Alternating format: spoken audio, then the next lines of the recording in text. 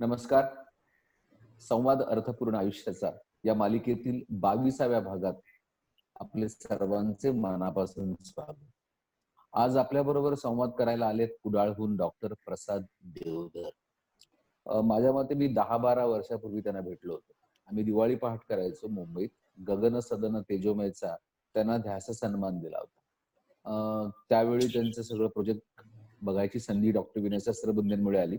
कारण प्रबोधिनीने एक प्रकल्प केला होता, संस्था बांधणी प्रकल्प. आणि दिवसभर आम्ही कुडाळला त्यांच्या झाराप येथे त्यांचं ऑफिस आहे. तिथून एका पाठोपाठ साधूबाबा जसे एक चमत्कार दाखवतो, तसे ते मला एका बाजूला एक चमत्कार दाखवत होते. बायोगॅस प्रकल्प, परसदारीची पोल्ट्री असेल, छोटी पिगरी असेल. तर मला ते फार असं एखाद्या साधूबाबाला भेटतोय आणि एक चमत्कार दाखवतोय, असंच वाटायला लागलं. आणि असा अवलिया आहे कुडाळचा. कोकणी खमक्या आहे तो. तुम्हाला ते जाणवेल पुढच्या संवादामध्ये. अ, आणि हे पछाडलेली माणसं असतात, ही असं माझं स्पष्ट मत आहे. त्याशिवाय हे असं काम सलगपणे चालत नाही. आणि आज 12 वर्षांनी मी त्यांच्याशी बोलताना मला एवढा आनंद झाला, की तीच रग त्यांच्यामध्ये आहे. आपल्याबरोबर त्यांच्याशी संवाद साधायला आहेत सांगलीवरून विनिता तेलंग. अ, विनिता तेलंग उद्योजिका आहेत. अ, भगिनी निवेदिता प्रतिष्ठानच्या त्या ट्रस्टी आहेत आणि उत्तम निवेदनही करतात. तर त्यांना आम्ही विनंती केली, की आज तुम्ही प्रसाद देवधरांशी संवाद साधा. तर मी आता पुढची सूत्र विनिताकडे देतो. तिने त्यांची मुलाखत सुरू करावी. मध्ये-मध्ये मी मला जे वाटतील, की आता हे विचारायला हवं तेच विचारायला मी मध्ये येईन. धन्यवाद. विनिता. धन्यवाद. आज या मालिकेमध्ये डॉक्टर प्रसाद देवधर यांची मुलाखत घेण्याची संधी मला दिली याच्याबद्दल सर्वात आधी सृजन संवादचे मनापासून आभार मानते. डॉक्टर देवधर जरी असं म्हणत असले की मी वैद्यकीय व्यावसायिक म्हणून फारशी प्रॅक्टिस करत नाही किंवा त्याच्याशी आता माझा काही संबंध राहिला नाही, तरी सुद्धा त्यांचं एकंदर काम बघताना मला असं जाणवतं की मुळातले आयुर्वेदिक डॉक्टर असल्यामुळे त्यांना समाजाचे नाडी परीक्षेचं ज्ञान हे अतिशय अचूक जमलेलं आहे. म्हणजे समाजातला एखादा प्रश्न जर शोधायचा किंवा ग्रामीण जनजीवनाचं नेमकं दुखणं शोधायचं, तर वैद्याला जसं शरीराच्या कुठल्या भागावरती बोट ठेवलं की नाडी लागते हे कळतं, तसं त्यांना कुठं बोट ठेवल्यानंतर ह्या आपल्याला रोगाची नाडी सापडेल हे त्यांना अचूक कळलं. त्याच्यानंतर त्यांनी त्या रोगाचं निदानही अतिशय अचूकपणे केलं आणि मग आयुर्वेदाच्या पद्धतीनुसार लक्षणांवरती उपचार न करता मूलगामी काही उपाय तिथल्या सगळ्या रोगासाठी त्यांनी योजले आणि त्यामुळे अशा ह्या अवलियाशी बोलायची आज संधी आपल्याला मिळते. मला डॉक्टरांना असं विचारायचं पहिल्यांदा की जनरली असं म्हटलं जातं ग्राम विकासाच्या बाबतीमध्ये की शहरामध्ये बसून कुठेतरी विकासाचं एक मॉडेल कोणीतरी तयार करतं त्याच्या कल्पनेनुसार आणि मग ते गाव पातळीवरती घेऊन जातात आणि मग अशी मॉडेल सहसा फारशी यशस्वी झालेली आपल्याला दिसत नाही. तुमचं मॉडेल हे त्याच्या नेमकं विरुद्ध आहे की जे गाव पातळीवरती तयार झालंय आणि आता ते देशाच्या अनेक भागांमध्ये पसरते. तुम्ही ज्याला ब्लू फ्लेम रेव्होल्युशन असं एक फार सुंदर नाव त्याला दिलं होतं, तर ही क्रांती तुम्ही नेमकी कशी सुरू केली तुमच्या गावामध्ये ह्याच्याविषयी जाणून घ्यायला आवडेल.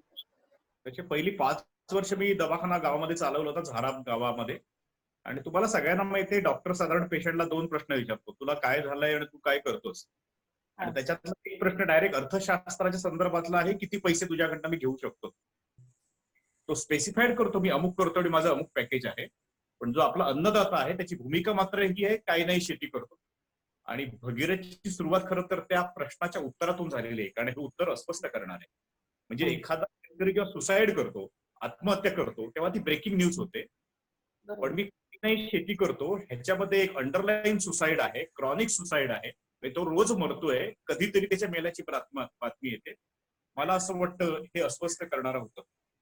आणि दवाखाना 10/10च्या दवाखान्यात ह्या प्रश्नांची उत्तरं मिळणार नाहीत हे समजणे एवढे आम्ही 100% शहाणे होतो. त्याच्यामुळे बायकोने तो दवाखाना कंटिन्यू केला हर्षुलानी आणि ऑलमोस्ट गेली 15-20 वर्ष भगीरथ प्रतिष्ठानचं आम्ही काम करतो. भगीरथ प्रतिष्ठान म्हटलं की बायोगॅसची तुमची ऍक्टिव्हिटी, गोबर गॅसची ऍक्टिव्हिटी डोळ्यासमोर येते. तर मुळामध्ये शहरी माणसांच्याकडे हे ह्या चिंता भरपूर असतात. म्हणजे आम्ही शहरात बसून विनाकारणाच्या चिंता करतो की ग्लोबल वॉर्मिंग इतकं वाढत आहे आणि झाडं कमी होत आहेत. आणि पण खेड्यातला जो माणूस आहे जो प्रत्यक्ष जळण चुलीमध्ये घालतो, त्याला खरंच मुळात ही जाणीव असते का की आपण झाडं तोडतोय किंवा ह्याच्यामध्ये आपला वेळ वाया जातो आहे. आणि हे आपण थांबवलं आणि गोबर गॅस किंवा इतर साधनं वापरली तर ह्याच्यातून आपला वेळ वाचेल. तर मुळामध्ये हा प्रश्नच त्याला पडत नाहीये. त्याला त्याच्या उत्तराकडे नेण्याचं तुम्ही कसं साधलं आणि कशी ही ऍक्टिव्हिटी सुरू झाली? ते मला असं वाटतं त्याला प्रश्न पडत नाहीये, ह्याच्यातच त्याचं उत्तर आहे. त्याच्यामुळे आपल्याला तो प्रश्न वाटतोय हा आपला प्रश्न आहे. मुळात त्याच्याकडे मुबलक वेळ आहे. एखादी गोष्ट आज केली काय, उद्या केली काय. मला कुठची 7:32 ची ट्रेन पकडायची नाहीये गावामध्ये. बरोबर. त्याच्यामुळे 2 तास उशीर झाला म्हणून काय फरक पडतोय. युरोप मधली मी स्टडी वाचली होती. युरोपमध्ये एखाद्या महिलेचा जेवण करण्याचा वेळ आहे तो 18 मिनिटाचा आहे. तेच बोरिवलीमध्ये महानगरचा गॅस आणि प्रेशर कुकर वापरून जी महिला स्वयंपाक करते तिचा जेवण करायचा वेळ 45 मिनिटं आहे. आणि माझ्या गावातली महिला जिचा स्वयंपाक करायचा वेळ एकूण जर आपण कॅल्क्युलेट केला तर तो दिवसभरामध्ये 4-4.5 तास तिचे केवळ स्वयंपाक करणं या विषयात जातात. म्हणजे इंधन जमा करणं, ती चूल पेटवणं, त्या धुरामध्ये त्रास सहन करणं, पुन्हा भांडी घासण्याचा वेळ. त्याचे मला प्रामाणिकपणे असं वाटतं दारिद्र्य निर्मूलनाचे अनेक प्रयोग झाले, पण बेसिकली एकाच कामासाठी जगाच्या एका कोपऱ्यावर 18 मिनिटाचा वेळ आहे आणि एका कोपऱ्यावर आम्हाला 4 तास जर लागत असतील तर आम्हाला भगीरथ म्हणून असं वाटतं दारिद्र्याचं मुख्य कारण हे वेळेची असमानता जी आहे ती असमानता आहे. आणि एकदा जर शहरातल्या माणसाला जशी तासाची किंमत माहित आहे तशी जर गावातल्या महिलेला तिच्या तासाची किंमत जर मी सांगू शकलो, बाई गं तुझ्या तासाची किंमत 18 रुपये, तुझ्या तासाची किंमत 25 रुपये, तर मला असं वाटतं ती बायोगॅसकडे वळते. तिच्यासाठी ग्लोबल वॉर्मिंग, कार्बनचं इमिशन किती आहे, कार्बन फुटप्रिंट किती, मला असं वाटतं सुशिक्षित माणसाला समजल्याचा आभास होतोय. ती तर बिचारी गरीब आहे, तिला याच्यातलं काहीच माहित नाहीये. तिला ते समजून सांगण्यात काहीच पॉइंट नसतो. आणि मला असं वाटतं की डॉक्टर म्हणून एक वाटतं की तिला क्रोसिनची गोळी द्या, क्रोसिन काम कसं करतं ते तिला सांगायची गरज नाहीये, ती जबाबदारी डॉक्टरची आहे. त्याच्यामुळे ती टिपिकल मी जे म्हणतो की ही शास्त्री मेस्त्रीची जोडी आहे, की काही लोक शास्त्रीपणा करतील, काही लोक मेस्त्रीपणा करतील. आणि आपल्या देशामध्ये विसंवाद आहे तो शास्त्री आणि मेस्त्रीमध्ये आहे. आणि भगीरथ प्रतिष्ठान हा शास्त्री आणि मेस्त्री मधला सुसंवादाची प्रक्रिया आहे. त्याच्यामुळे लोकांचं आयुष्य सुखाचं झालं. तर मला असं विचारायचंय की तुम्ही ही सगळी कामं जेव्हा सुरू केली त्यावेळेला त्याच्यासाठी काही एक बेसिक डाटा आपल्याला गोळा करायला लागतो. तर तो गोळा करण्याची तुमची पद्धत पण सगळ्यांच्या पेक्षा खूप वेगळी आहे, तर ती जरा आम्हाला ऐकून घ्यायला आवडेल. आणि पद्धत खूप साधी सोपी आहे. गावामध्ये तुम्ही जर उघड्या डोळ्याने जर फिरलात आणि आपल्या पंच ज्ञानेंद्रियांनी जर ते ग्रहण करायचा प्रयत्न केला तर गावाची लोक तुम्हाला सांगत असतात. गावामध्ये पोस्टमन फिरत असतो आणि तो पोस्टमन तुम्हाला सांगतो डॉक्टर अमुक अमुक वाडीमध्ये ना कोंबडी खूप मेली. त्याला 2च प्रश्न विचारले पाहिजेत, एकाच वाडीमध्ये कोंबडी मेली की अख्ख्या गावात मेली आहे. आता अख्ख्या गावात जर कोंबडी मेली असतील तर ते व्हायरल इन्फेक्शन आहे आणि एकाच टोपोग्राफीमध्ये जर कोंबडी मेली असतील तर ते बॅक्टेरियल इन्फेक्शन आहे. त्याच्यामुळे एक पोस्टमन फिरतोय, एमएससीबीचा माणूस फिरतोय, नळपाणी कर्मचारी फिरतोय. गावामध्ये केशकर्तनालयाचं दुकान जे असतं ते म्हणजे ओपन युनिव्हर्सिटी असते, तिथे चर्चा सुरू होते. पानाची टपरी आहे, चहाची टपरी आहे. मला असं वाटतं आता आपण झूम मिटिंग करतो ना, ह्याच्यामध्ये एका अर्थाने आपण खूप लांबून ह्या मिटिंगा करतो. गावामध्ये अशी 100 मिटिंगची ठिकाणं आहेत आणि तिथे जर कार्यकर्ता जाऊन जर बसला आणि सगळे त्यांचे अँटिना जर ऑन असतील तर मला असं वाटतं लोक डाटा सांगत असतात. फक्त तो डाटा तुम्हाला ट्रान्सफॉर्म करता आला पाहिजे. मी जसं तुम्हाला म्हटलं एखाद्या गावाचा मोबाईल टॉक टाइम किती हा मी गेल्यानंतर विचारतो. त्या गावातले लोक मोबाईल किती रुपयाचं टॉक टाइम खर्च करतात. मला बेसिकली आमच्याकडे एक भैया येतो आणि त्याने मला एक गंमत सांगितली होती की डॉक्टर शिरोड्याचा टॉक टाइम किती आहे, म्हणजे समुद्र किनाऱ्याचा टॉक टाइम किती आहे आणि सह्याद्रीचा टॉक टाइम किती आहे. आणि तुमच्या लक्षात येईल मच्छीची जशी उचल होत जाईल, माशाचा व्यवस्था जसा वाढत जाईल तसा शिरोड्याचा टॉक टाइम वाढतो आणि सह्याद्रीचा टॉक टाइम वाढतो काजूचं उत्पादन वाढल्यानंतर. त्याच्यामुळे हा सगळा डाटा जो असतो हा रेडीमेड डाटा उपलब्ध आहे आणि हा टेक्स्टबुक डाटा नाहीये. तुम्ही तो जर अॅनालाइज जर करू शकला तो कदाचित ग्रामीण भाषेमध्ये सांगत असेल. तुम्हाला तो डाटा तुमच्या लेवलला अॅनालाइज करता आला पाहिजे. आणि ताई मी तुम्हाला जसं म्हटलं आमच्याकडे कार्यकर्ते खूप कमी आहेत. आम्ही ज्यांना मानधन देतो ते 4 कार्यकर्ते भगीरथ प्रतिष्ठानकडे आहेत आणि आमचं कार्यकर्त्यांचं ज्याला आपण नेटवर्क म्हणतो, ज्याला आम्ही कुठच्याही प्रकारचं मानधन देत नाही, असे पंढरपूरच्या वारीला भगीरथच्या येणारे 200 लोक आहेत. त्याचे 200 फौज आणि 4 लोकांची टीम एवढी जर सक्षमपणे जर काम करत असेल, हं. तर हे सगळे अँटिना आहेत त्याच्यामुळे त्याच्याकडनं डाटा येत असतो. तुम्हाला तो डाटा फक्त प्रोसेस करावा लागतो. बरोबर. हे सगळं करत असताना आणखीन एक तुमच्या कामाचं नेहमी वैशिष्ट्य मला वाटतं ते म्हणजे लोकसहभाग. कारण बरेचदा असं होतं की कुठल्या तरी तयार स्कीम ह्या घेऊन गेल्या जातात. म्हणजे ग्राम विकास करायचा म्हणजे काय करायचंय तर कुठलं तरी पॅकेज आपण तिथे नेऊन एकदा त्याचा वर्षाव करतो लोकांच्या वरती आणि मग तो पैसा संपला की तो उत्साहही लोकांचा संपतो. तर सातत्यानं लोकांचा उत्साह टिकवून आता तुम्ही म्हणलात की केवळ 4 कार्यकर्ते आहेत की जे मानधनावरती काम करतात. पण बाकीची 200 लोकांची टीम उभी करणं, त्यांच्या मनामध्ये प्रेरणा निर्माण करणं आणि त्यांनी सतत कामामध्ये राहणं आणि दुसरं त्याला जोडून असं विचारते की ह्या सगळ्याला मिळणारा सरकारी यंत्रणांचं सहकार्य हे सगळं तुम्ही कसं साधलंय?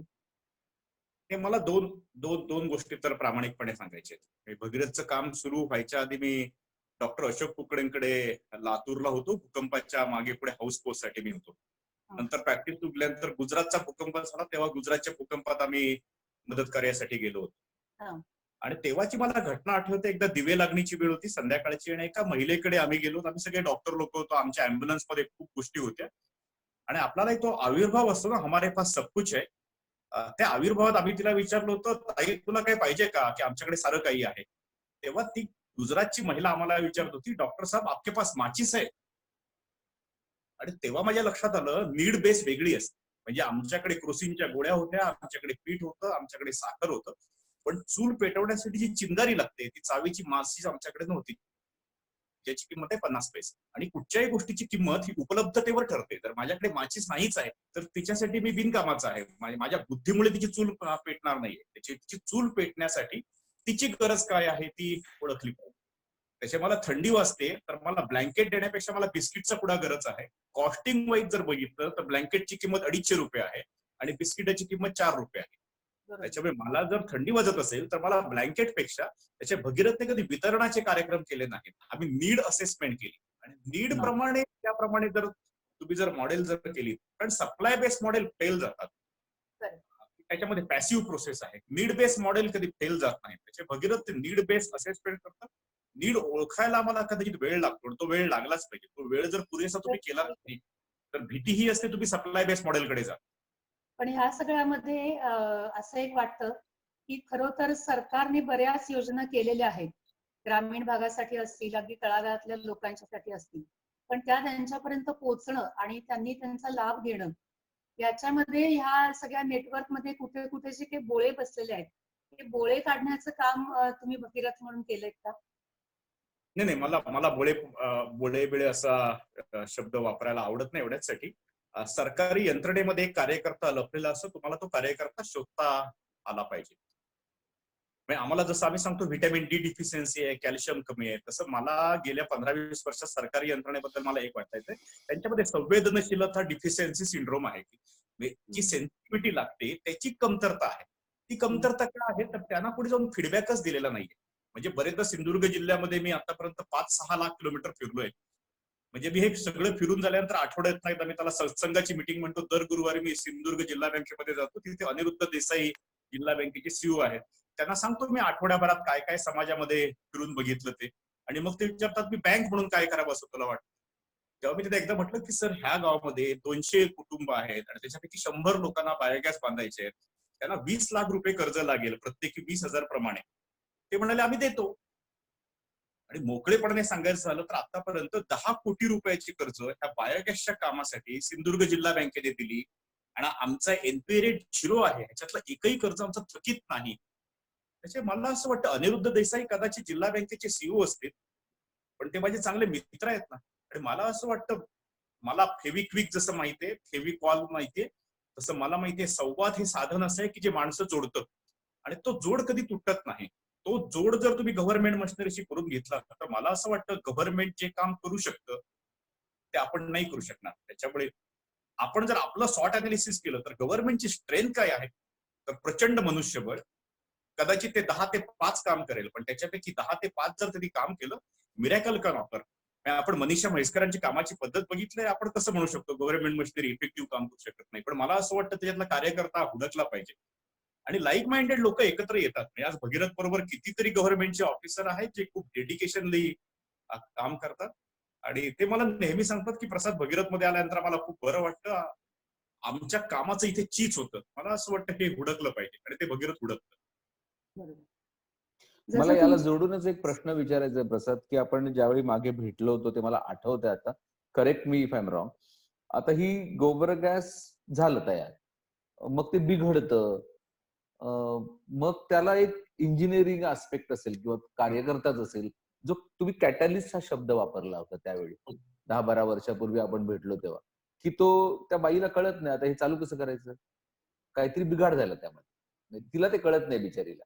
तर तुम्ही ती कॅटलिस्टची एक सिस्टम तयार केली होती.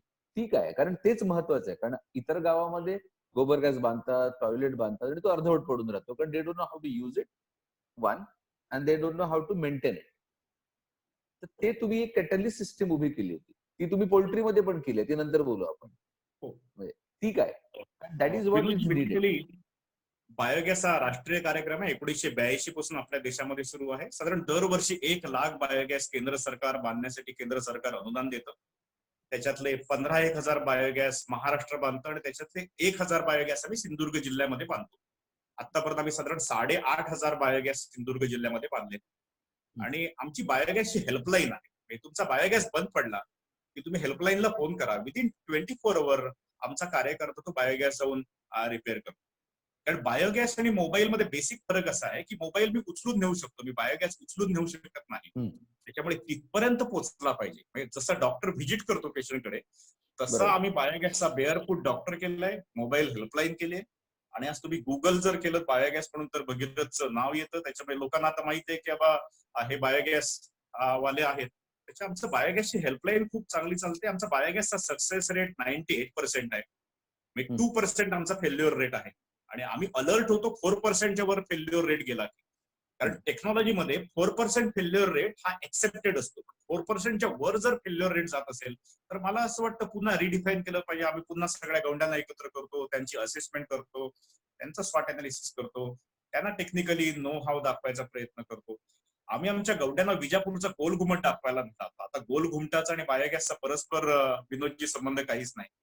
पण ते आमच्या सगळ्या गौंड्यांना असं वाटायचं एवढा डोम कसा काय बांधता येतो. म्हटलं तुम्ही एक काम करा, विजापूरचा गोल घुमट जेव्हा झाला तेव्हा IIT पवई नव्हतं, कुठचं इंजिनिअरिंगचं कॉलेज नव्हतं, स्टीलचा शोध लागलेला नव्हता, तरी पण तो गोल घुमट just because of spherical structure जर सस्टेन होत असेल.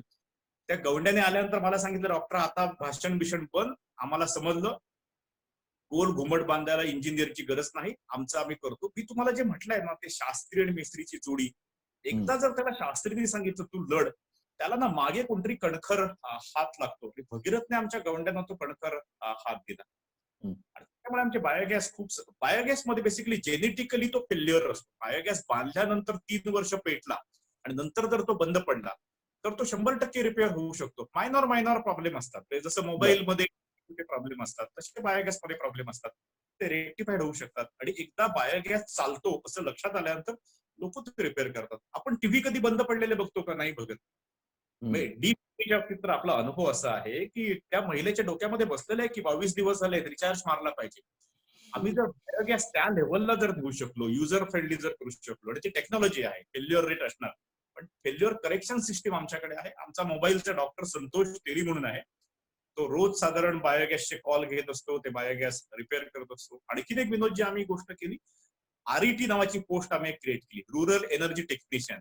म्हणजे ज्या गावामध्ये 100च्या वर भगीरथचे बायोगॅस आहेत त्या गावामध्ये जसं MACBचा रिडिंग घेणारा कोणतरी आहे, पाणी कर्मचारी आहे, तसा भगीरथचा एक कार्यकर्ता जो आहे तो 100 बायोगॅसची मरम्मत करेल, वर्षातनं 2दा व्हिजिट करेल, बर्नर साफ करून देईल, छोट्या मोठ्या गोष्टी सांगेल, मॅन्युअर कसं वापरायचं ते सांगेल. मला असं वाटतं असं जर तुम्ही जर डिसेंट्रलाइज पद्धतीचं मॉडेल जर केलं, बायोगॅसचा सक्सेस रेट सगळ्यात जास्त आहे. आज आमचं बायोगॅसचं काम बघायला कंबोडियावरनं लोक येतात, नायजेरियावरनं लोक येतात, नाबार्डचे अनेक ऑफिसर अंदमान निकोबार पासून भगीरथ मध्ये येतात बायोगॅसचं काम बघण्यासाठी. आणि बायोगॅस हे आपल्या देशासाठी मिरॅकल आहे असं मला वाटतं. अजून आपण बायोगॅसचा तेवढ्या सिरियसली विचार केला नाहीये जेवढ्या सिरियसली आम्ही उज्ज्वलाचा विचार केला. पण आता तेवढं एअरपोर्टला हॅलो म्हणजे ते रॉ मटेरियलचं काय बायोगॅसचं? नाही, रॉ मटेरियल उपलब्ध बेसिकली गाई आहे? गुरं आमच्याकडे असतात 100%. विनोदजी, माझ्या घराकडे आता फक्त एकच गाय आहे. आमचा 4 माणसाचा पूर्ण स्वयंपाक ते एका गायीवर होतोय. हा, मग इकडे काही आमच्या कोकणाच्या चिपळूण भागात, गुहागरमध्ये आता गुरं कमी झाली. हो. आमचा इथला विनोद अनुभव असा आहे, बायोगॅस ज्या गावामध्ये होतात ते लोक पुन्हा गुरं घेतात. बरोबर. हम्म.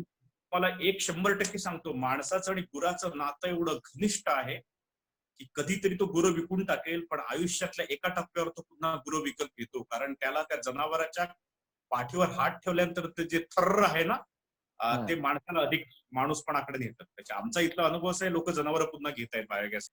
तसंच बायोगॅसचं जसं मॉडेल तुमचं देशाबाहेर सुद्धा गाजलं, तसा नवीन प्रयोग त्याच्यानंतर तुम्ही जो सुरू केलात ते म्हणजे अंड्यांचं गाव. तर ही पण एक कल्पना वेगळी होती, गरजेतूनच निर्माण झालेली होती खरं म्हणजे. आणि तुमचं जे स्वप्न होतं की 1,00,000 अंड्यांच्या पर्यंत किंवा त्याच्यापेक्षा जास्त, तर त्याचा प्रवास कुठेपर्यंत आला? हा, कुठेपर्यंत नाही. मी एकदा महाबळेश्वरला पुस्तकांचं गाव बघायला गेलो होतो, पण तेव्हा मला असं वाटलं, हे जसं पुस्तकाचं गाव आहे तसं अंड्याचं गाव होऊ शकत नाही. आणि मी तेव्हा बेसिकली नमक्कलची केस स्टडी वाचली होती. खाली तमिळनाडू साईडला नमक्कल नावाचा एक जिल्हा आहे आणि आपल्या देशामध्ये त्याला एक बास्केट ऑफ इंडिया मानलं जातं. म्हणजे अख्ख्या देशामध्ये जेवढी अंडी उत्पादन होतं त्याच्यातलं 50% उत्पादन नमक्कल हा जिल्हा करतो. आम्ही असं म्हटलं, आम्ही स्केल डाऊन का करू शकत नाही? आमच्या सिंधुदुर्ग जिल्ह्यामध्ये आम्ही सर्व्हे केला, आमच्या लक्षात असं आलं दर महिन्याला 20,00,000 अंडी लागतात. म्हणजे रोजची जर आमची अंड्याची गरज 50 ते 75,000 जर आहे आणि हे अंड जर 600 किलोमीटरवर आमच्याकडे येतं, म्हणजे कोकणामध्ये हे अंड येतं कर्नाटकातल्या भागात नाही येतं, तिथनं जर अंड आमच्याकडे पोहोचतं तर आम्ही काय तयार करू शकत नाही? म्हणून आम्ही व्यंकटेश हॅचरीशी टायअप केलं. जिल्हा बँकेने त्याला लोन दिलं. वाडोस नावाचं गाव आयडेंटिफाय केलं आणि आता आम्ही जिल्ह्यामध्ये साधारण 5 ते 5.5 लाख अंडी दर महिन्याला तयार होत आहेत. पुढच्या 2-3 वर्षामध्ये आमच्या जिल्ह्याची गरज जी अंड्याची जी आहे ती आम्ही पुरी करू. आम्ही 20 लाख अंड्याची गरज जर पुरी करू शकलो तर तेवढं मार्केट ड्रेन आमच्या जिल्ह्याच्या बाहेर होणार नाही. बाजूला गोव्याचं मार्केट आहे, बाजूला रत्नागिरी आहे, कोकण कन्यासारखी ट्रेन आहे की ज्यांनी आमचं अंड दादरला जाऊ शकतं. मला असं वाटतं ह्या सगळ्या पॉसिबिलिटी हळूहळू एक्सप्लोर होतील पुढच्या काळामध्ये. आत्ताच्या ह्या सध्याच्या काळामध्ये म्हणजे या गेल्या 2-3 महिन्यांमध्ये आपण जे करोनाच्या मुळे ज्या काही संकटाला सामोरं जातोय, त्याच्यामध्ये आता एक महत्वाची घडामोड घडते ती म्हणजे महानगरांमध्ये, शहरांमध्ये नोकरीला गेलेले बरेचसे मजूर लोक किंवा मध्यमवर्गीय लोक, शिक्षित लोक हे परत गावाकडे येतात. तर अशा लोकांच्यासाठी तुम्ही काही सर्वे करणं, त्यांच्या मुलाखती घेणं, त्यांच्याकरता, त्यांच्या भविष्याकरता तुमच्याकडे काही योजनांचा तुम्ही विचार केलाय? कालच आम्ही जिल्हा बँकेमध्ये भेटलो होतो. अतुल कळसेकर, मी, प्रभाकर सावंत. आमच्या जिल्ह्यात साधारण आता 20,000 चाकरमानी येऊन क्वारंटाईन सेंटरला थांबले. त्याच्यापैकी 45 वयाचे किती आहेत, लहान मुलं किती आहेत, महिला किती आहेत, असं आता बायफर्गेशन आम्ही करतो. आम्हाला असं वाटतं की जो शहरामध्ये 15-20 वर्ष थांबलाय आणि जो कन्क्लुजनला आलाय की माझं शहरामध्ये एक्झिस्टन्स नाही, तो शहर सोडेल.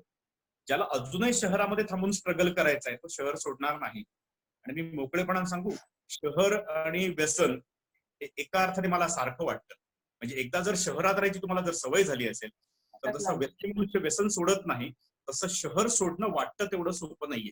कारण शहरामध्ये आयडेंटिटी क्रायसिस नाहीच आहे, गावामध्ये आयडेंटिटी क्रायसिस आहे. त्याच्यामुळे शहरामध्ये तुम्ही जेव्हा जाता तेव्हा मला असं वाटतं की गावामध्ये याची जर अवस्था जर असेल तर हा वयोगट जो आहे, वयवर्ष 25 ते वयवर्ष 45, हा आम्ही फोकस करतो. आजच दुपारी आम्ही 4 वाजता निवजे नावाच्या गावामध्ये 25-30 तरुण मुलं आलेत जी मुंबई सोडून आता क्वारंटाईन सेंटरला आलेत. त्यांच्याशी आम्ही जाऊन बोलणार आहोत की बाबा तुम्हाला मुंबईत पगार किती मिळतो? समजा मुंबईत मला 15,000 रुपये मिळते, तर त्याचे इक्विव्हॅलंट व्हॅल्यू कोकणात काय आहे? समजा मला इथे 15,000 नाही मिळणार महिन्यात, पण मला असं वाटतं की महिन्याकाठी मला जर गावामध्ये 5,000, 7,000 मिळत असतील तर शहरामध्ये मिळणारे 15,000 आणि गावातले 5 ते 6,000 ही अमाऊंट इक्वल आहे. आणि असं जर आम्ही त्यांना कन्व्हिन्स करू शकलो आणि लोक कन्व्हिन्स होतील, मला असं वाटतं ते ऑप्शन आम्ही ओपन केलंय. आम्ही पुढच्या आठवड्यामध्ये संवाद पथकं आम्ही निर्माण केलेत आणि प्रत्येक 10-15 गावामध्ये जाऊन आम्ही हा संवाद करायला सुरुवात करतो. अशी काही लोक आम्हाला माहिती आहेत की जे मुंबई सोडून 4 वर्षापूर्वी आले, 5 वर्षापूर्वी आले. म्हणजे माझा मित्र आहे सुमित भोसले, कॅलिफोर्निया 30 त्याचा फार्म आहे, शेळी पालन करतो, जेवढे 200 शेळ्या आहेत. किंवा सचिन दळवी, जयवंत दळवींचा पुतण्या, तो गांडूळ खत करतो, वर्षाला 350 टन गांडूळ खत तयार करून तो विकतो. त्याच्यामुळे ही सगळी जी सिंधुदुर्ग जिल्ह्यातल्या आयडॉल आहेत त्या लोकांना आम्ही ह्या लोकांसमोर एवढं सांगू, बाबा रे ह्याने मुंबई सोडली. किंवा ज्याला शेअर मार्केटच करायचंय तो पार्ल्याला असला काय आणि आखरीत असला काय, ब्रॉडबँड कनेक्शन असलं की झालं. त्याच्यामुळे कनेक्टिव्हिटी जर प्रॉपर जर आली तर मला असं वाटतं केवळ फिजिकल कामासाठीच लोक शहरामध्ये जातील. पण रिव्हर्स मायग्रेशन वाटतं तेवढं सोपं नाही. खूप स्ट्रॅटेजिक प्लॅनिंग करावं लागेल. आम्ही ते करतो. सातत्य मी 15-17 वर्ष बघतोय. मे बी ज्यावेळी संपर्कात आलो, ही रग कशी काय टिकून राहते याचं मला कारण दॅट्स अ इन्स्पिरेशन. कारण हे काम चालू राहिलं पाहिजे. गाडी तर सुरू केली आहे आता. तुम्हाला रोज ते ऑइल, त्याला काही पेट्रोल आणि सगळंच लागणार आहे. आणि पुढचे चॅलेंजेस पण आहेत. आता जसं समाज बदलतोय, कोरोनामुळे संपूर्ण आर्थिक स्थिती बदलत चालली आहे, बदलणार आहे. तुम्ही म्हणता आता गावाकडे माणसं येतील, अमेरिकेतले मुंबईत येतील, मुंबईतले गावाकडे जातील. असं आपण एक प्रवास धरून चालू. पण तुमचं आता हे जे पुढे आहे आणि काय आहे वैयक्तिक? कसं काय ही रग टिकून आहे? कधी कधी विनोदजी मलाही हा प्रश्न पडतो. मी तुम्हाला जो पडलाय तो मलाही पडतो. आणि त्या प्रश्नाचं उत्तर खूप तात्विक देत नाही. माझ्या बाबांनी सांगितलेली एक गोष्ट मला आठवते. एक पैलवान असतो, त्याच्या हातामध्ये एक सोटा असतो आणि तो पहिल्यांदा ताकद लावून तो सोटा जोरात फिरवतो. हम्म. आणि लोक खूप टाळ्या बिळ्या वाजवतात, काय पैलवान आहे, सोटा जोरात फिरवतोय. आणि अजून जोरात टाळ्या वाजवतात, अजून जोरात टाळ्या वाजवतात. आणि तो सगळ्यात शेवटी पैलवान सांगतो, बाबा रे, पहिल्यांदा मी सोटा फिरवला होता तेव्हा मी ताकद लावली होती, पण आता सोट्याची ताकद एवढी आहे, तो माझा हात फिरवतोय. त्याच्यामुळे तुम्ही जर माझ्या मदतीला आलात नाही तर कदाचित माझ्या हातातला हा सोटा सुटून तुमच्यावर येऊन पडेल. त्याच्यामुळे मला असं वाटतं पुढच्या काळामध्ये शहरातल्या लोकांनी हे गावातले जे पैलवान आम्ही सामाजिक कामामध्ये आहोत, आम्ही सगळी ताकद आमची वापरले. मला असं वाटतं ती ताकद जर आपण बळकट जर करू शकलो तर मला असं वाटतं अधिक सक्षमपणे ज्या एनर्जीने आता आम्ही काम करतो त्याच एनर्जीने आम्ही काम करू. म्हणजे वैद्यकशास्त्रामध्ये मला 4 व्हिटॅमिन माहित होती, A, B, C, D. सामाजिक क्षेत्रामध्ये आल्यानंतर लक्षात आलं व्हिटॅमिन एम नावाचं एक असतं, मनी व्हिटॅमिन असतं. आणि ते जर तुम्ही व्हिटॅमिन एम जर देऊ शकलात नाही सामाजिक कामासाठी तर मला असं वाटतं सामाजिक कार्यकर्ते एका विशिष्ट मर्यादेला थकतील, कदाचित हरतील. आणि मला असं वाटतं तो मोठा सामाजिक पराभव असेल. तो होऊ नये असं जर वाटत असेल तर माझी सगळ्या मुंबईच्या चाकरमान्या विनंती आहे की जसं देवळासाठी तुम्ही 1.5-2 कोटी रुपये कोकणातल्या खर्च करता, तसा एका गावाचा पाणलोट क्षेत्राचा जर विकास करायचा झाला तर 1.5-2 कोटी रुपयेच लागतात. आणि 1.5-2 कोटी रुपये खर्च करून जर तुम्ही देऊळ बांधू शकता तर उरलेला पैसा जो आहे भविष्यातला तो आणखीन एक देऊळ असं न करता आम्ही जर तो रचनात्मक कामासाठी खर्च जर केला, पाणलोटसाठी खर्च केला तर मला असं वाटतं भलं त्याच्यामध्ये आहे. आपल्याला ते कन्व्हिन्स मुंबईकरांना करावं लागेल. कारण कोकणामधला माणूस जो आहे तो कोकणी माणसाचं कमी ऐकतो आणि चाकरमान्याचं जास्त आहे. कारण कधीतरी आम्ही मनी ऑर्डरची वाढ बघितली, त्याच्यामुळे ज्याने आम्हाला पैसे दिले त्याला आम्ही सहजासहजी विसरत नाही. त्याच्यामुळे आम्हाला प्रत्येक वेळेस असं वाटतंय हा चाकरमान्याने जशी देऊळं खूप ताकदीने बांधली. विनोदजी तुम्हाला माहितीये 1.5-2 कोटीचं देऊळ सरकारच्या एकही पैशाशिवाय उभं राहतं. हाच पैसा शाळा डिजिटल करण्यासाठी का वापरत नाही, हाच पैसा आम्ही जलसंधारणासाठी का वापरत नाही. आणि मला असं वाटतं हा पॅराडाइम शिफ्ट जर आम्ही करू शकलो इन्व्हेस्टमेंट प्लॅनचा तर मला असं वाटतं मिरेकल त्याच्यामध्ये आहे. सगळ्या मी जेव्हा जेव्हा मुंबईमध्ये जातो तेव्हा कोतवालच्या गार्डन मध्ये असेल, शिरोडकर हायस्कूलमध्ये असेल, गोल बसून लोक विचार करत असतात. ते विचार दोनचे असतात. गावाचं देऊळ कसं बांधायचंय, गावाची शाळा कशी बांधायची. पुढच्या काळामध्ये जर रिव्हर्स मायग्रेशन होणार असेल तर कोकणामधलं पाणी अडवायचंय प्लॅनिंग जर मुंबईकरांनी जर केलं, आम्ही बंधारा कुठे बांधणार, आम्ही सीसीटी कुठे करणार, आम्ही शेततळी कुठे बांधणार. कारण रिव्हर्स मायग्रेशन जेव्हा होईल तेव्हा आत्ताचं जे उपलब्ध पाणी आहे ते आम्हाला पुरणार नाही. साठवू शकलो नाही तर मला असं वाटतं पुन्हा एकदा मुंबईकर येईल आणि बोर मारून बघेल, म्हणजे 250 फुटाचं टॅप करून बघेल. त्याच्यामुळे ही साधना साक्षरता आपल्याला कोकणातल्या माणसाला द्यावी लागेल. भगीरथ प्रतिष्ठान ते प्रयत्न करते. मला असं वाटतं खूप चौफेर. एकदा मला आठवतं की अभय बंग एकदा असं म्हणाले होते, हा सुतळीचा गुंता आहे, दोऱ्याचा गुंता आहे आणि हा गुंता सोडवताना कुठेतरी टोक दिसतंय म्हणून ओढून चालणार नाही, गुंता वाढेल. त्याचे बहिर्गोल घेऊन नक्की गुंता काय आहे तो समजून घेतला पाहिजे. त्याच्यामुळे हा गुंता नक्की शहराचं जे आम्ही एकतर्फी आकर्षण निर्माण केलं, माध्यमातून निर्माण केलं, मीडियातून निर्माण केलं आणि शहर म्हणजे सुखी असं जे निर्माण केलं त्याच्यामध्ये गावाचा हॅपीनेस इंडेक्स आम्ही कधी कॅल्क्युलेटच केला ना. त्याच्या गावातलं आम्ही फाटकं बघितलं असेल, गावातलं फाटकं बनियान बघितलं असेल, पण त्याची जी पंढरपूरला तंद्री लागते ती तंद्री कधीच आम्ही बघितली नाही. मला असं वाटतं की तंद्रीचं एकदा कधीतरी इकॉनॉमिक विश्लेषण झालं पाहिजे आणि हा मनुष्य सुखी कसा होईल. कारण हाच मनुष्य आहे मुंबईत येऊन झोपडपट्टीत थांबणारा, बाकी कोण येऊन झोपडपट्टीत थांबतंय. म्हणजे ज्याच्याकडे कौशल्य आहे तो जर मुंबईत जर आला तर ठीक आहे, पण ज्याच्याकडे कौशल्य नाही त्याला जर गावात आम्हाला जर ठेवायचं असेल तर त्याला गावाच्या बरहुकूम कौशल्य निर्माण करावी लागतील. रिव्हर्स मायग्रेशन बद्दल बोललो तर मला असं विचारायचंय तुम्हाला की जसं आपण म्हणतो की मोठ्या प्रमाणावरती गावाकडे लोक येतील आणि त्यांनी तिथेच राहावं आणि तिथेच ते सुखात राहू शकतात त्याच्यासाठी आपण काही प्रयत्नही करू, पण ह्याचा परिणाम शहरांवरती जो होईल त्याच्यासाठी शहरी लोकांनाही त्यांच्या लाईफस्टाईलमध्ये त्यांच्या एकंदर विचारसरणीमध्ये काही पुढच्या काळामध्ये बदल करावे लागतील. हा 100%. मला नेहमी असं त्याचा वाटतं त्रास की जास्त आता होणार आहे. नाही, मला मला तर मी सध्या फेसबुक व्हॉट्सअपवर खूप नसतो, पण मला जे लोक सांगतात, अनेक मोठमोठी लोक आपण घराची लादी कशी पुसली, कपडे कसे धुसले, नंतर भाजी कशी चिरून दिली, ह्याचं मोठमोठं कौतुक करतायत. मला असं वाटतं हे कौतुक करावं लागतंय, हा प्रॉब्लेम आहे. त्याच्यामुळे आम्हाला जर स्वयंपूर्ण जर व्हायचं असेल, ह्या साध्या साध्या गोष्टी माझ्या मी का करू शकत नाहीये, आणि त्या जर माझ्या मी जर करू शकलो तर मला असं वाटतं ऑटोमॅटिक लोडही कमी होईल. आणि ती जी डिग्निटी जी आहे, जी एका सॉफ्टवेअर इंजिनियरला जी डिग्निटी आहे, ती मी झाडूवाल्याला कधी देतोय का? तर झाडूवाल्याला मी देत नसेल तर त्यांनी माझ्या घराकडे येऊन झाडू का मारावी? आणि मला प्रामाणिकपणे असं वाटतं अन्न वस्त्र निवारा ह्या माणसाच्या प्राथमिक गरजा आहेत. हे जे तुम्ही आणि मी शाळेमध्ये शिकलो ते मुळात खोटं आहे. खरं आहे की माणसाला प्रतिष्ठा लागते, त्याला डिग्निटी ज्या विषयात असेल त्या विषयात तो काम करतो. म्हणजे पंतप्रधान जेव्हा महिला उचलणाऱ्या लोकांचं कौतुक करतात तेव्हा त्याच्या लक्षात येतं ही डिग्निटी आहे, हे जे मी काम करतो ना ते सुद्धा खूप महत्वाचं आहे. मला असं वाटतं ती डिग्निटी जर सामान्य माणसाला ग्रॅटिट्यूड. देऊ शकलो तर पुन्हा माझी खात्री आहे काही लोक पुन्हा शहरामध्ये येतील, काही लोक पुन्हा गावामध्ये जातील.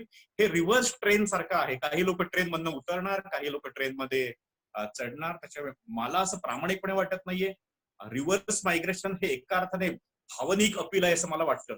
आणि भावनिक अपील कधी सस्टेन होत नाही, त्याचा सायंटिफिक पाया खूप पक्का ठेवावा लागेल, त्याची मॅथमॅटिकल कॅल्क्युलेशन करावी लागतील.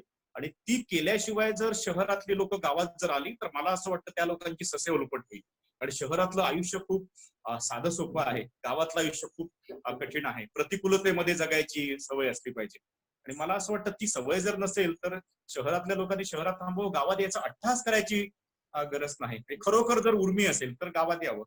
पण मला गावात जाऊन थांबायचं आहे अशा फॅन्टसी कुठे गावात येऊ नये. अशी खूप कुटुंबे मी बघतो गावात आलेली, ती 2-3 वर्ष थांबतात, नंतर बायको सांगते मला काय बाबा तुझ्यावर थांबणं जमणार नाही, मी पुन्हा मुंबईत जाते, आणि 3 वर्षानंतर तोही बिचारा हतबल होतो, तोही जातो. सगळ्यात शेवटी मानवी नातेसंबंध टिकवून जर आम्ही गावात जर येऊन थांबणार असू तर त्या थांबण्याला काही ना काहीतरी अर्थ आहे. त्याच्यासाठी आपला प्रयत्न सुरू आहे. त्यासाठी खूप मोठ्या काउन्सिलिंगची गरज लागेल.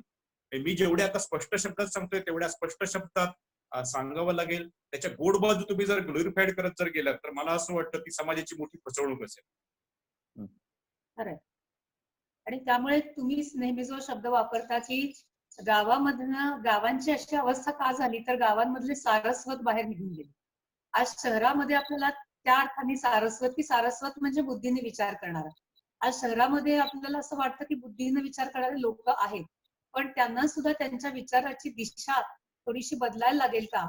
आणि ही जी एकंदर पुढच्या सगळ्या काळामध्ये व्यक्ती म्हणून असेल, सरकार म्हणून असेल, सामाजिक संस्था म्हणून असेल, जी आपल्याला थॉट प्रोसेस बदलावी लागेल, तर त्याच्याकरता काही मॉडेल तुम्ही देऊ शकता असं तुमच्या मनात काही आहे का? नाही, मला असं वाटतं असं कोणीच मॉडेल देऊ शकणार नाही. काही क्लोरोक्विनची गोळी नाही किंवा कंपनीमध्ये तयार झालेली सगळ्या जगामध्ये क्लोरोक्विन फॉस्फेट गेलेलं. मला असं वाटतं टेलर मेड अप्रोच असेल. प्रत्येक गावाचं बायोमास वेगळं असणार, प्रत्येक गावाचा रेनफॉल वेगळा असणार, तिची मानसिकता वेगळी असणार. अगदी कोकणामध्ये आम्ही जर म्हटलं तरी खलाटीचा माणूस वेगळा बिहेवियर करतो, वलाटीचा मनुष्य वेगळा बिहेवियर करतो. म्हणजे सह्याद्रीच्या टोकाला राहणाऱ्या मनुष्याची थॉट प्रोसेस वेगळी आहे, समुद्र किनारा राहणाऱ्याची थॉट प्रोसेस वेगळी आहे. त्याचे मला असं वाटतं की जसं टेलरकडे आम्ही जाऊन सांगतो की माझं हे माप घे आणि मला हा शर्ट शिवून दे, मला असं वाटतं पुढच्या काळामध्ये डेव्हलपमेंटच्या प्रोसेसची तशी मॉडेल करावी लागतील. राळेगण सिटी हिवरे बाजार हे 600 मिलीमीटरचं मॉडेल आहे, 600 मिलीमीटरचा रेनफॉल आहे, तिथलं मॉडेल आहे. जिथे 3000 मिलीमीटर पाऊस आहे तिथलं मॉडेल आम्हाला काहीतरी वेगळं करावं लागेल. त्या मॉडेलचा शोध घ्यावा लागेल आणि ते काम गावातलेच लोक करू शकतात, ते बाहेरचा मनुष्य कोणी येऊन करू शकणार नाही. त्याचे मला प्रामाणिकपणे ताई असं वाटतं, मी डॉक्टर असल्यामुळे पुन्हा डॉक्टरकीचं उदाहरण देतो. आम्हाला बरेचदा दिसत नाही म्हणून आम्ही डोळ्याच्या डॉक्टरकडे जातो आणि तो विविध प्रकारची भिंग आतमध्ये टाकून विचारतो, आता दिसतं का, आता दिसतं का. आणि एक क्षण असा येतो की आपल्याला ते सगळं दिसायला लागतं. तेव्हा आपल्याला काय कौतुक वाटतं की मला वाचायला शिकवलं कोणी, तर आपल्याला असं वाटतं डॉक्टरने शिकवलं. ऍक्च्युली वाचायला शिकवलंय शिक्षकाने. तुम्हाला केवळ अक्षर दिसायला लागली त्या कॉन्व्हेक्स आणि कॉन्केव्हने. मला असं वाटतं की आम्ही जर काही करू शकू ना, तर हा मायनस चष्मा आहे की पॉझिटिव्ह चष्मा आहे, एवढंच फक्त आम्ही सांगू. गावाला चष्मा त्यांना विकत घ्यावा लागेल. तुम्ही चष्मे द्यायचा जर कार्यक्रम सुरू केलात, तर ते दृष्टीदानासारखं होऊ शकणार नाही. त्याच्या गावाला त्यांना सांगितलं पाहिजे की तुझी पाण्याची गरज किती, तुझी दुधाची गरज किती, तुझी कोंबड्याची किती, अंड्याची किती, हळदीची किती. असं जर झालं तर खूप सोयीचं होईल. आणि आपल्याला सगळ्यांना जे असलं ते स्वयंपूर्ण, आत्मनिर्भर, ह्या 2 शब्दाच्या आपण जे प्रेमात पडलो, मला असं वाटतं त्या प्रेमातनं थोडंसं बाहेर येऊन वास्तववादी विचार करून आम्ही खरंच ग्लोबल व्हिलेज मध्ये राहणार आहोत. म्हणजे आज तुम्ही आणि मी जे झूमचं ऍप वापरतो ते आहे चायनाचं, पण आपण कम्युनिकेशनसाठी वापरणार आहोत. त्याचे मला ते जागतिक भान 100% पाहिजे. म्हणजे मला आठवतंय माधवराव चित्रेकर असं म्हणाले होते, आत्मनिर्भर आणि स्वयंपूर्ण होणं याचा अर्थ मोबाईलचं हँडसेट माझ्या गावात तयार होणं नाही, तर तो मोबाईलचा हँडसेट विकत घेण्या एवढा शेतमाल मी तयार करणं म्हणजे आत्मनिर्भर आणि स्वयंपूर्ण होणं. त्याच्यामुळे ही जर थॉट प्रोसेस आपण जर क्लिअर करू शकलो तर कन्फ्युजन होणार नाही. आणि 10 गावांचा एक जर आपण क्लस्टर केला आणि 10 गावांचं जर आम्ही परस्परावलंबन केलं, म्हणजे आणखीन शब्दाचा जर खेळ करायचा आला तर संपूर्ण गावांचं जर परस्परावलंबन केलं, ज्याला टिपिकल नाबार्डची भाषा शब्द वापरला जातो क्लस्टर डेव्हलपमेंट अप्रोच, आणि अशा 10 गावांचा समूह हा मात्र 100% स्वयंपूर्ण होऊ शकेल 50 ते 60% हिशोबाने. आणि त्याच्यातलं जे कमी पडेल ते आपल्याला आणावं लागेल. मला असं वाटतं भगीरथचा तो प्रयत्न आहे अशा प्रकारची स्वयंपूर्ण आत्मनिर्भर गावं करणं. काही छान उदाहरण तुमच्याकडे आत्मनिर्भरतेची तुमच्या मध्ये एका पोस्ट मध्ये वाचली होती. तसं एखादं उदाहरण सांगू शकाल? मला वाटतं अनुष्का कुंभारचं उदाहरण तुम्ही सांगितलं होतं की जिने भाजी विकायला सुरू केली. बेसिकली अनुष्का कुंभार ही उमेदची कार्यकर्ती आहे. एका प्रशिक्षणामध्ये ती मला भेटली होती आणि तेव्हा मी त्या सगळ्या लोकांना असं म्हटलं होतं, अगं आपल्याला सगळ्यांना वर्षाला हळद किती लागते, 5 माणसांचं कुटुंब असेल तर किती किलो हळद पावडर लागते, असं कोण कधी कॅल्क्युलेशन करत नाही. आपल्या लक्षात येईल आपण ती 100 ग्रॅम आणतो, 200 ग्रॅम आणतो, पटकन महिलेच्या लक्षात येत नाही किती लागतात. तर मग ती म्हणाली, नाही हो डॉक्टर, 3 ते 4 किलो हळद पावडर लागते, मसाल्याला लागते, लग्न कार्याला लागते, आजार पडायला लागते, घरात डायबिटीस पडायला असेल तर हळद लागते. साधारण 3 ते 4 किलो हळद पावडर लागते. बाजारामध्ये 300 रुपये हळद चा दर आहे. म्हणजे एका कुटुंबाला 1200 ते 1500 रुपयाची हळद पावडर लागते. तुम्ही आता कल्पना करा, एखाद्या गावामध्ये 250 कुटुंब जर असतील तर त्या गावाची हळदीचीच गरज 3-3.5 लाखाची झाली. प्रॉब्लेम काय आहे की आपल्याकडचं पारंपरिक बियाणं जे आहे कोकणातलं, त्याच्यापेक्षा जर आम्ही सेलमचं बियाणं आणलं, राजापुरी आणलं, कडाप्पा आणलं, कृष्णा आणलं, ज्या हाय इल्डिंग व्हरायटी आहेत आणि देशी व्हरायटी आहे, त्याचे कुठचं परदेशी नाहीये, हा कुठच्या संकरित व्हरायटी नाहीये. आम्ही गेली 10 वर्ष दरवर्षी 2 ते 3 टन हळदीचं बियाणं आणतो. आणि काही गावात स्वयंपूर्ण झाले, ते हळद विकत घेत नाही. त्यांचं म्हणणं किलो लागते, 4 किलो लागते. यावर्षी तर एका गावाकडनं आम्ही 25,000 रुपयाची हळद पावडर आम्ही विकत घेतली, आम्हाला जी शिधा वितरणासाठी लागली होती. आम्ही यावर्षी जी हळदीचं बियाणं जे वितरित करतो त्याच्यात आमचा अंदाज आहे 10 लाखाची हळद आमच्या जिल्ह्यामध्ये तयार होईल. आणि मला भविष्यामध्ये ह्या सगळ्यामध्ये कॉन्ट्रॅक्ट फार्मिंगची बीज आहेत. भविष्यामध्ये जसं टाटाने जॉईंट व्हेंचर केलंय तामिळनाडूमध्ये, त्यांनी शेतकऱ्यांना हळदीचं बियाणं दिलंय आणि टाटाची हळद पावडर आज बाजारामध्ये उपलब्ध आहे. तशा प्रकारची कोकणाचा ब्रँड जर आम्ही करू शकलो हळदीचा, तर मला असं वाटतं हे खूप चांगलं सोनं आहे. बरं, कोकणामध्ये माकडाचा त्रास आहे, अमुकचा त्रास आहे, तमुकचा त्रास आहे. हळद हे खरं तर जमिनीतलं सोनं आहे आणि चांगलं कॅश क्रॉप आहे 9 महिन्याचं. त्याच्यापेक्षा असे नवीन अॅव्हेन्यू जर आम्ही शेतकऱ्याला जर शोधून जर देऊ शकलो, तर मला असं वाटतं आणि छोटं मायक्रो प्लॅनिंग, आपल्याला मॅक्रो प्लॅनिंगची सवय आहे, आपल्याला मायक्रो प्लॅनिंगची सवय नाही. त्याच्यामुळे ते जर मायक्रो प्लॅनिंग जर केलं, मी जसं तुम्हाला म्हटलं की आम्ही अंड्याचं गाव जेव्हा केलं तेव्हा मिड डे मील मध्ये जर आम्ही समजा आम्ही अंड इन्क्लूड केलं तर मिड डे मीलचा प्रश्नच मिटतो.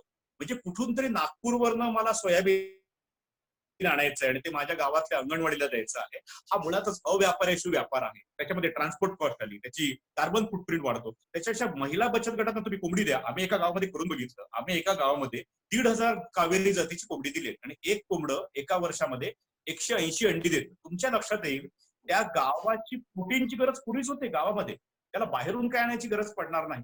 मला असं वाटतं की असं जर आम्ही वैज्ञानिक दृष्टिकोनातनं गावाकडे जर बघायचं ठरवलं, भावनिक अजिबात न होता, तर मला असं वाटतं सगळ्या प्रश्नांची उत्तर सुट्टी. गावातल्या लोकांना मालन्यूट्रिशन कमी करण्यासाठी प्रोटीनचा डबा देणं 1200 रुपये किलोचा, मला असं वाटतं हा अव्यापाराशी व्यापार आहे. तिच्या परसबागेमध्ये काय आहे ते तिला जर आम्ही शोधून देऊ शकलो, आणि मला असं वाटतं ते एकदा जर तुम्ही सांगायला सुरुवात केलं तर लोक ते स्वीकारतात पटकन, कारण लोकांना ते माहित असतं. कार्यक्रमाचं शीर्षक आहे संवाद अर्थपूर्ण आयुष्यासाठी. लाईफ इज मिनिंगफुल और how to make it meaningful. तुमचं वैयक्तिक आणि तुमचं समाज जीवन काय म्हणा. मला काय नाही, मी जेव्हा विद्यार्थी परिषदेमध्ये कामात जायचो, संघाच्या कामात जायचो, तेव्हा मी वारंवार तो एक शब्द ऐकायचो की कार्यकर्त्याला जीवनदृष्टी मिळाली पाहिजे. आणि ज्या वयामध्ये मी ऐकायचो त्या वयामध्ये ती जीवनदृष्टी नक्की असते कुठे आणि ती कुठे मिळते हे माहीत नसायचं. मनाचे श्लोक पाठ करायचो तेव्हाही माहीत नसायचं हा मनाचे श्लोक कधी कामी येणार आहे.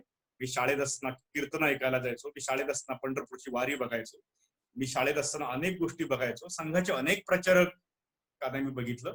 आणि मला असं वाटतं ते कळत नकळत संस्कार तुमच्यावर होत जातात आणि तुमची स्वतःची एक दृष्टी तयार होते, ज्याच्यातनं तुम्ही स्वतःशी संवाद साधायला सुरुवात करता. आणि मला प्रामाणिकपणे असं वाटतं तुमचा जर स्वतःशी जर खूपच चांगला संवाद असेल तर आणखीन कोणाशीही तुमचा संवाद असायची गरज नाही. मी तुम्हाला जर अंतिम सत्य जर कुठे जायचंय ते माहित असेल तर प्रत्येक वेळी मुंबई कुठे विचारायची गरज नाही. तुमचं गंतव्यस्थान तुम्हाला जेव्हा माहित असतं तेव्हा ते किती किलोमीटर आहे तुमचं तुम्हाला परसिव्ह होत असतं. त्याच्यात ते जर तुमच्याकडे जर असेल, आणि प्रामाणिकपणे सांगायचं झालं तर माझा आणि आमच्या टीमचा आमचा सुसंवाद खूपच चांगला आहे. आणि तो सुसंवाद चांगला असल्यामुळे कुठे नक्की जायचंय ते आमचं ठरलेलं आहे. म्हणजे जसं ती मैफिल सुरू व्हायच्या आधी सगळे तंबोरे लावले जातात, तसे आमच्या कार्यकर्त्यांचे सगळे तंबोरे लावले, त्याचे एक तंबोरा वाजला की वा. सगळे तंबोरे लागतात. ही गाण्याची लय अशीच चांगली राहावं आणि उत्तरोत्तर गाणं चांगलं व्हावं. तुमचा तुमच्या कार्यकर्त्यांशी, तुमच्या कुटुंबाशी असलेला संवाद आणि तुमच्याशी असलेला संवाद असाच अविरत चालू राहावं ही सदिच्छा व्यक्त करतो. आणि आपण कार्यक्रमाच्या शेवटी आपली 3 मिनिटाची जी एक छोटी क्लिप आहे, ब्ल्यू फ्लेम रिव्होल्यूशन, ती पाहून आपण कार्यक्रमाचा शेवट करू. धन्यवाद डॉक्टर प्रसाद, धन्यवाद विनीता, धन्यवाद. We, the people of Sindhudurga, live between sea and mountains. If you visit our village, you will feel that rich biodiversity of Western Ghats, sounds of cows and buffaloes, happy faces, and definitely we will keep this intact because we make our own clean fuel. 16 years ago, Dr. Prasad Devdhar decided not to cure the disease of individual but to diagnose and cure the problem of society, and he founded Bhagirath Gram Vikas Pratishthan. After a lot of grassroots level study, he realized that biogas is the answer of thousands of questions and issues of farmer, and Bhagirath started the journey towards constructing thousands of biogas with the help of 60 skillful masons trained by Bhagirath, and our biogas army constructed 6,500 biogas till the time proudly with 99.9% success rate. The blue flame of biogas replaced chulhas and took the place of clean, affordable fuel. One-time investment of 22,000 pays off with the gas and manure for lifetime, which is the most affordable and environmentally friendly household fuel. While dynamically working in Sindhudurga, Bhagirath has contributed Namami Gange by training masons. Masons from Jharkhand, Gujarat, Karnataka, Goa, Madhya Pradesh, Uttarakhand, Rajasthan has taken the training from Bhagirath to spread the Blue Flame network. While updating our technology by bricks to ferrocement and now inventing bamboo biogas, we are becoming environmentally bearable, socially acceptable, economically viable, and absolutely sustainable. Two revolutions absolutely changed India: White Revolution and Green Revolution. And now it is a time of Blue Flame Revolution of biogas, and we team of Bhagirath working for it. Time and energy got saved because of biogas. Now it's Bhagirath's responsibility to convert their time into productive things which will make them economically and culturally strong. Poultry and egg basket project, dairy activities, pig and sheep rearing, common irrigation facilities, introducing and training for new crops. Water conservation, skill development program for women, self-help groups, anemia and malnutrition eradication program, For others, methane is just a CH4. But for us, it's a weapon to fight against tragedy, poverty, airway diseases, global warming, to reduce carbon footprint, gender biasness, and tears, while creating gender equality, ignited minds with the innovative thought process of self-recognition and respect with the help of this blue flame, which are creating thousands of happy faces, and they will be our constant source of energy for lifetime.